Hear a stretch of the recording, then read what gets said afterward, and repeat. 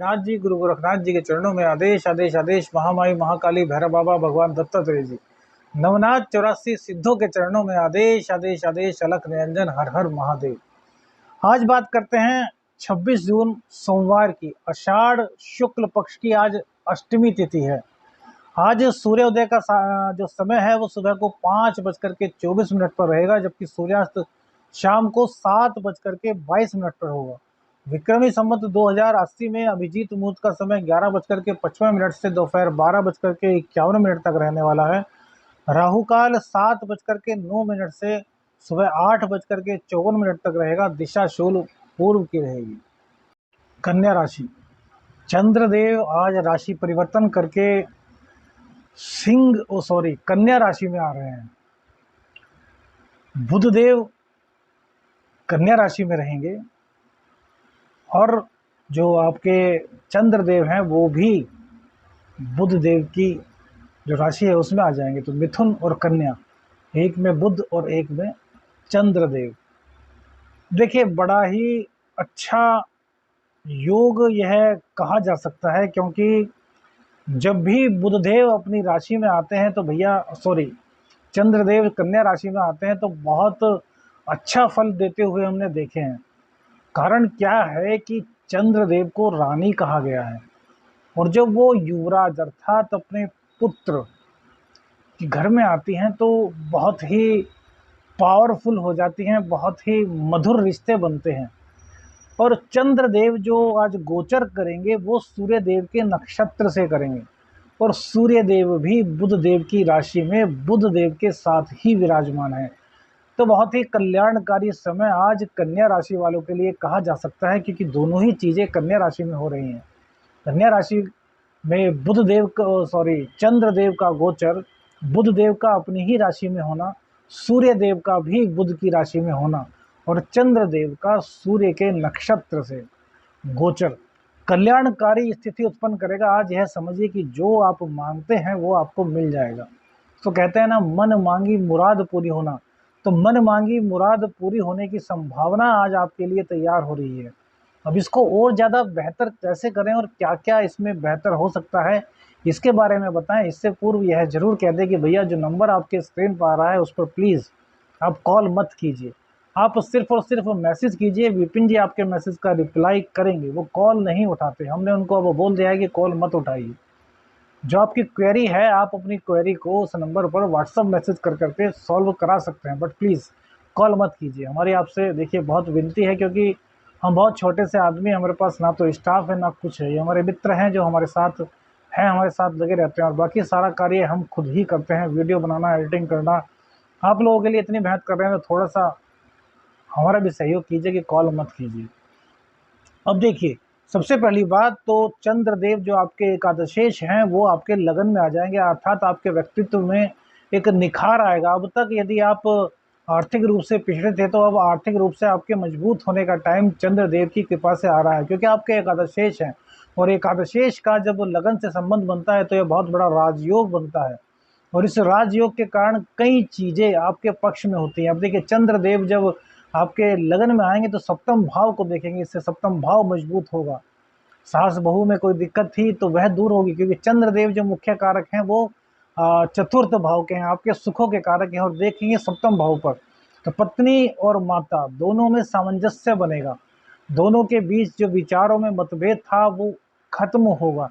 कहीं ना कहीं दोनों में एक सास बहू में एक माँ बेटी वाला प्यार उत्पन्न होगा। आपके दाम्पत्य जीवन, क्योंकि सप्तम भाव पर इनकी दृष्टि पड़ेगी, तो यह आपके लिए कल्याणकारी सिद्ध होगा। आपकी पत्नी की सलाह आपके लिए बहुत मंगलकारी होगी। आज वो पुरुष और स्त्री दोनों एक चीज़ को ध्यान से सुनिए कि इस दाम्पत्य जीवन का सुखद पहलुओं का अनुभव करने के लिए, जीवन में प्रेम बढ़ाने के लिए आज एक उपाय जरूर कीजिएगा कि रात को पत्नी अपने पति के पैर दबाएं 2 मिनट के लिए, घुटनों से लेकर के नीचे तलवों तक। और इसमें लेकिन कोई भी भैया रोमांटिक भावना मत उत्पन्न कीजिएगा, क्योंकि यह प्रयोग है, बड़ा सात्विक प्रयोग है। और दूसरी बात, जो पत्नियां हैं वो अपने पति जो हैं वो अपनी पत्नी के माथे पर चुंबन करें। तो इससे क्या होगा, देखिए चंद्रदेव रात को होते हैं बहुत ज़्यादा बलशाली। तो जब आपके आज्ञा चक्र पर होठ बुध मुख जो कहा गया है वो बुध देवता है। तो बुध और चंद्र का जब मिलन होगा भैया, तो सबसे पहली बात तो संतान का सुख आपको मिलना शुरू हो जाएगा यदि कोई दिक्कत थी। और इस उपाय से चंद्र, बुध और शुक्र तीनों की कृपा आपको मिलेगी। साथ ही में शनिदेव का सानिध्य, शुक्र देव का सानिध्य आपको प्राप्त हो जाएगा। तो यह उपाय आपके लिए बहुत अच्छा रहेगा। बुध देव के अपनी ही राशि में होने से भैया आपका व्यापार बहुत ज़्यादा अच्छा चलने वाला है। अब तक व्यापार की जो बाधाएं थी वे समाप्त होने वाली हैं। बुध देव की कृपा से आप एक अपना मुकाम हासिल करने वाले हैं। व्यापार में यदि आपकी किसी वजह से कोई डिस्फेम हो गया तो वो डिस्फेम आज पूरी तरीके से समाप्त हो जाएगा, बल्कि आपका फेम बढ़ने वाला है। आपकी राजनीतिक पकड़ बहुत ज़्यादा होने वाली है। सरकारी ऑफिसर्स या फिर कहीं की एक पावरफुल जो तबका होता है, ऑफिसर्स लाइन में हो चाहे जनरल ह्यूमन हो, आपका एक सर्किल बड़ा मजबूत होने वाला है। आपके पास ताकतवर लोगों का एक ग्राफ पहुंचने वाला है, अर्थात आपकी पहुंच उन तक होने वाली है। यदि कहीं पर किसी प्रकार की कोई मानसिक परेशानी आपको चल रही थी, तो वह मानसिक परेशानी समाप्त होने का टाइम आज आ चुका है। अभी लगभग 2 ढाई दिन, 2.25 दिन तो यह कार्यकाल रहेगा। तो इसमें जितना आप कमा सकते हैं उतना कमाइए, जितना मन को दृढ़ कर सकते हैं उतना करिए। माता की सेवा बहुत ज़्यादा परम कल्याणकारी होगी। माता के पैर दबाइए, माता के साथ वक्त गुजारिए, माता को घुमाएं ले जाइए। क्योंकि देखिए चंद्रदेव जो है कहीं ना कहीं यात्रा के भी कारक होते हैं। तो इसलिए माता को यात्रा कराएंगे तो चंद्र देवता की कृपा आप पर बनेगी। माता को किसी धार्मिक स्थल पर ले जाइए तो शुक्र, बृहस्पति और चंद्र तीनों एक साथ आपके जो है पक्ष में आ जाएंगे, आपको आशीर्वाद देंगे। इसी के साथ साथ यदि पत्नी का सम्मान आप बहुत ज़्यादा करते हैं, क्योंकि इस टाइम जो है, इस वक्त जो है वो चंद्रमा की राशि में शुक्रदेव बैठे हुए हैं और चंद्रमा बुध की राशि में बैठे हुए हैं, तो यह ऐसा संयोग बन रहा है कि इन्हें 3-4 ग्रहों की शुभता आपको कदम कदम पर दिखाई दे रही है। भाग्य का साथ आपको कदम कदम पर दिखाई दे रहा है। जो मंगल नीच का चल रहा था उसका भी निश्चित तो भंग हो गया है, क्योंकि भैया वो बुध के नक्षत्र से गोचर कर रहा है और कन्या राशि के जो लोड होते हैं वो बुध होते हैं। तो अब देखिए, लॉजिक देखिए, हर तरीके से प्रकृति आपको देना चाह रही है। अब आप उनसे गेट कैसे करेंगे, तो उसके उपाय आपको बता रहे हैं कि जहाँ कहीं अगर कुंडली के वजह से कोई दिक्कत आपको चल रही है, आपकी दशाओं की वजह से कोई दिक्कत चल रही है, तो इन ग्रह की शुभता आपको प्राप्त हो सके। इसलिए माँ की सेवा, देखिए चंद्र किसी प्रकार से आपकी कुंडली में पीड़ित होगा, माता की सेवा करेंगे, माँ को प्रेम करेंगे, माँ के साथ वक्त गुजारेंगे तो चंद्रमा का दोष समाप्त हो जाएगा। पत्नी की सेवा करेंगे, पत्नी का सम्मान करेंगे, पत्नी के साथ वक्त गुजारेंगे, पत्नी के प्रति ऑनेस्ट रहेंगे तो शुक्र आपका मजबूत हो जाएगा। वही बुध देवता छोटी बच्चियों से प्यार करेंगे, उनके चरण छुएंगे, उनको हरी चीज़ें दान करेंगे, मतलब सॉरी, दान बच्चों को नहीं किया था, भेंट करेंगे। तो इससे आपके बुध देवता मजबूत होंगे। और ये सभी परिस्थितियां यदि आपकी कुंडली में, जो आपकी पर्सनल कुंडली है, जो आपके date of birth, birth time और बर्थ प्लेस के अकॉर्डिंग बनती है, उस कुंडली में यदि इन ग्रहों से संबंधित कोई पीड़ित दशा चल रही होगी तो वो समाप्त हो जाएगी। अब इन सब के अलावा भी यदि किसी ग्रह की कोई मारक दशा आपकी कुंडली में चल रही है या फिर कोई बुरा वक्त किसी ग्रह की वजह से चल रहा है, तो उसके लिए शिव तांडव स्तोत्र का पाठ हम बताते हैं। देखिए, शिव भगवान के अधीन सब कुछ है, चाहे ग्रह हो, चाहे देवी देवता हो, चाहे अप्सराएं हो, ये पूरा ब्रह्मांड उन्हीं से उत्पन्न हुआ है, उन्हीं में समा जाना है।